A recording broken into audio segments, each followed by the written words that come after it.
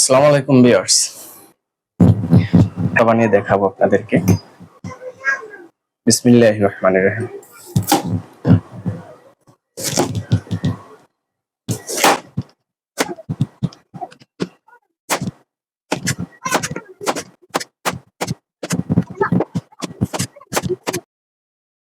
এখন আমি এই ছোলাগুলো সেদ্ধ করে নেব।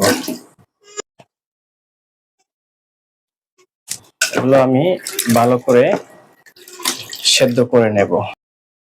বন্ধুরা, কি দেখা যাচ্ছে? লাল ছোলা সেদ্ধ করে আনছি। আর সেদ্ধ করার পরে দেখো একটা কালার আসছে, সেদ্ধ জলপাই কালার। অনেক সুন্দর কালারটা। এগুলো আমি শিল্পটা বেটে নেব। এই সবগুলো নিয়ে নিচ্ছি। বন্ধুরা দেখো তো, কিছু রসুন নিয়ে নিচ্ছি আমি, কিছু রসুন, তারপরে কিছু পেঁয়াজ কুচি।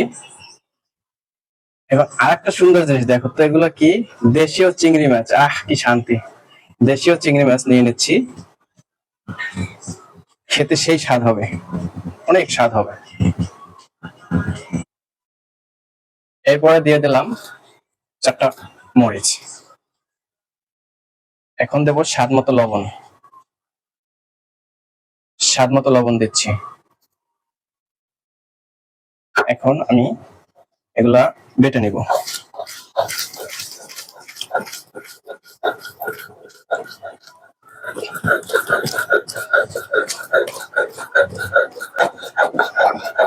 আমার শেষ পর্যায়ে।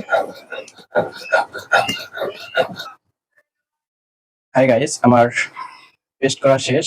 এখন এটাকে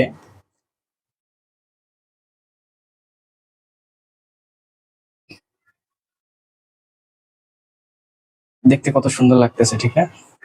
খাইতে অনেক সুন্দর লাগবে। আমি তোমাদেরকে খাওয়াইয়ে দেখাবো যে কেমন স্বাদ হয়েছে। এটা আমি তোমাদেরকে বলে দেব, ততটুকু অপেক্ষা করো। গাইস, এখন আমি বটে খেয়ে দেখাবো। বটে নিচ্ছি। বটে কালারটা সার্ভ করব। বটটার যে কালারটা অনেক সুন্দর হয়েছে। গরম ভাত দিয়ে বটটা খেতে যে কি স্বাদ, বলার ভাষা পাচ্ছি না। বিসমিল্লাহ। সেই এত স্বাদ, বলার বাহিরে। যে এত স্বাদ হবে, দেশি চিংড়ি মাছ এবং লাউয়ের ছোলাটা দিয়ে যে ভর্তাটা তৈরি করেছি, সেই স্বাদ। এত স্বাদ আগে বুঝলে আরো আগেই বানিয়ে খেতাম। তো তার ফাঁকে একটা কথা বলতেছি, আমার পেজটাকে লাইক, কমেন্ট, শেয়ার করে সবার মাঝে ছড়িয়ে দিন এবং আমাকে ভালোবাসলে অবশ্যই পাশে থাকবেন। ধন্যবাদ। Tata, bye bye.